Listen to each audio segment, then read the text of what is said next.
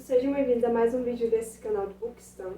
E hoje eu estou aqui para falar com um termo que foi muito popularizado atualmente, que é a tradução intersemiótica, ou simplesmente adaptação. E para exemplificar esse conceito, eu trouxe aqui uma série de crônicas denominada As Crônicas de Nárnia, que é algo muito conhecido entre a população infanto-juvenil atual, e foi escrita pelo professor e teólogo C.S. Lewis na década de 40. Essas crônicas, especialmente a que iremos tratar hoje, O Leão, a Feiticeira e o Guarda-Roupa, conta a história de 4 crianças, 4 irmãos, 2 filhos de Adão e 2 filhos de Eva, que encontram dentro de um guarda-roupa um mundo mágico denominado Nárnia. Ao entrar em Nárnia, eles descobrem que sua vocação está muito além de simplesmente se tornar amigos dos animais fantásticos de lá, que vão desde um grande leão até um fauno, uma feiticeira branca ou simplesmente os amigos do bosque. Bem, para iniciar a nossa interpretação desse livro, é bom contextualizar o tempo, o ambiente em que as crianças viviam na época. Elas estavam a pé de guerra em seu próprio país e sofriam tensões em sua cidade, juntamente com sua família. Seu pai havia ido para a guerra, e então as crianças meio que sofrem antecipadamente em suas vidas o terror dessas tensões políticas. Sobre características da análise da interpretação da tradução intersemiótica, a gente pode dizer que no livro as descrições acerca da guerra são muito mais simplórias. Isto porque quando a gente vai ver o filme, no primeiro momento, nos primeiros minutos, a gente tem um caos generalizado, vamos assim dizer, em que acontecem bombardeios, ataque às casas das crianças, pessoas desesperadas, as famílias tendo que se desunir e o medo em geral, né? Algo que no livro é tratado de uma forma muito breve, apenas um parágrafo, que só diz que as crianças precisam ir para a casa de um professor, o professor que seria então o dono do guarda-roupa, para sobreviver a esse momento de tensão, deixando o restante da sua família, mais especificamente sua mãe, para poder sobreviver. Outro fator que está muito relacionado a essa questão, como a própria análise intersemiótica diz, que é a tradução do verbal para o não verbal, mais especificadamente das palavras do livro para as telas, os gestos do filme, é que a gente pode perceber um momento de extrema tensão quando a feiticeira branca, a saber que as crianças estão presentes em Nárnia, manda seus fiéis escudeiros, lobos enormes, atrás delas, na casa dos 2 castores muito conhecidos no bosque. No livro, a gente vê uma passagem muito breve, assim como aconteceu durante a guerra, em que se diz que quando os lobos chegaram lá, os castores já haviam saído. Ok, nenhuma emoção aparente, muito pesada, né? Só que quando a gente vai pro filme, a gente certamente cria um medo de que os castores vão acabar sendo pegos pelos lobos. Isso porque é um recurso muito utilizado nos filmes, nesse instrumento não verbal, são os sons. Quando a gente vai ver o filme, percebemos que colocam-se uivos, garras dos lobos batendo no chão de gelo, o som dos seus passos rápidos correndo até o destino. E quando a gente vê isso, a gente desperta, né, certa dúvida de que os castores poderiam ser pegos. Então, esse recurso, que ele é descoberto, né, por meio das artes fílmicas, ele serve para criar um certo terror, entre aspas, que a gente não sentia no livro. Isso porque a gente sabe que os filmes, eles são justamente criados para dar pés e cabeças à nossa imaginação. Então, se a gente achou que estava tudo safe no livro, que os cachorros conseguiriam de boa escapar, quando a gente vai ver no filme, a gente tem certa dúvida, a gente fica bem receoso. Outro ponto que eu gostaria de tocar é a questão das trilhas sonoras. Por exemplo, no momento em que se é travada uma guerra entre o rei, que seria então o rei Pedro, e a feiticeira branca, a gente percebe uma certa mutação do som, o som fica mudo, até que se as primeiras espadas, elas se choquem, assim dizendo.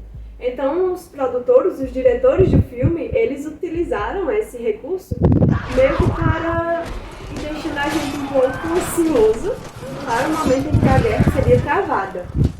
Então, algo dessa forma como trilhas sonoras, ruídos, pancadas, estrondos, são uma ferramenta que dá um grande valor às obras fílmicas nessa questão de emoção. Um seguinte ponto que eu queria falar é sobre a questão de como as conversas são tratadas no livro e no filme. No livro, a gente vê que quando os irmãos eles chegam até os castores, eles sabem, em primeira mão, que Aslan ele é um leão. Entretanto, no filme, na primeira conversa que eles têm, não diz que Aslan ele é um animal tão feroz como um leão. Só diz que ele é o rei dos bosques. Isso, acredito, foi eu, pela interpretação e pelo sentimento que eu tive no filme, seria uma forma de fazer com que a primeira aparição de Aslan fosse cada vez mais estrondosa, assim, chocante. Porque quando não se utiliza o termo leão para acabar com a expectativa, acabar ou criar uma expectativa, né? Nas crianças, no momento em que eles saem de uma tenda e eles descobrem que Aslan é um animal que em seu país original, né, fora de Nárnia, era um animal selvagem, e descobrem que ele é o grande e poderoso em Nárnia, isso acaba que trazendo uma alta expectativa, vamos dizer, né, para os filhos, ou até uma quebra, como eu falei anteriormente, pois eles pensavam que fosse uma pessoa assim como eles, que tivesse poderes mágicos, que diferentemente de um leão eles não conseguem perceber. Então, outro ponto que eu percebi nisso foi essa questão deles não falarem verbalmente que Aslan era um leão, mas que se deixassem que as crianças, assim como os telespectadores do filme, vissem e se chocassem no momento que descobrissem que Aslan é um leão. Um dos últimos pontos que eu gostaria de falar é sobre as mudanças da vestimenta da nossa vilã, a Feiticeira Branca. No início do filme, a gente vê ela como uma pessoa extremamente fria, porque ela realmente ela é a rainha do gelo. E as vemos com grandes casacos de pelos, toda de branco, roupas que eu diria que trazem essa total frieza, né, que ela tem. Ao decorrer do filme, é que a gente vai perceber que, por exemplo, quando, alerta de spoiler, ela vai matar a Aslan, ela se encontra em vestes totalmente negras, com o que eu acredito serem penas de corvos, e um visual, um look extremamente grosso, terror, sombrio, que na verdade caracterizava os seus sentimentos naquela hora, né? Que era total sede de vingança, total vontade de matar Aslan. E quando ela acredita ter matado Aslan, outro spoiler, ela, na batalha em que ela enfrenta com o Pedro, que seria a sua última batalha, ela se veste como um leão. A gente pode perceber que suas cores são as cores do tom de pele de um leão, um amarelo queimado. Ela apresenta uma juba, que é algo bem característico, né, do leão, com uma coroa também. E ela dá para se ver que ela tem a intenção de tentar assumir a posição de Aslan, dizendo que agora que eu matei Aslan, eu serei o seu novo leão, o novo rei dos bosques, assim dizendo. Então, esse recurso que meio que muda com a personalidade da rainha, ele não é tão propício para um livro. A gente pode ver que não há tanta caracterização da rainha no livro.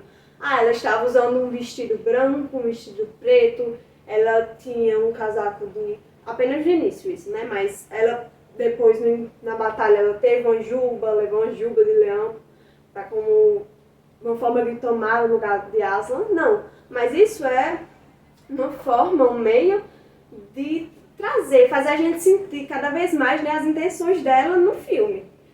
Dá pra gente sentir como é que ela tá naquele momento, se ela tá com sede de vingança, se ela tá distante, se ela tá fria e calculista, ou se ela sentiu já que ganhou tudo. Por fim, eu gostaria de falar que uma coisa que acho que é comum em todos os filmes, basicamente, que é a escolha dos atores e atrizes. A gente pode perceber, por meio do filme, que, pelo menos eu pensei isso, em minha equipe, que os atores e atrizes, eles pareciam um pouco mais velhos do que aqueles que são narrados no livro. Porque quando a gente vai ver algumas capas do livro, a gente vê crianças realmente bem menores. Só que quando a gente entra pro filme, parecem uns jovens, quase adultos, e o que dá certa...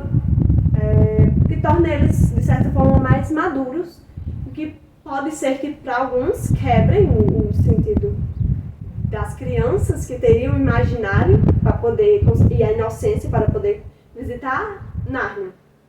Então, acho que é isso. A gente conseguiu ter algumas interpretações acerca da história. Será que Aslan seria Deus? Será que a feiticeira queria representar tudo aquilo que ela representou? Será que as crianças realmente imaginaram o mundo de Nárnia como forma de fugir do medo da guerra pelo qual elas estavam sofrendo?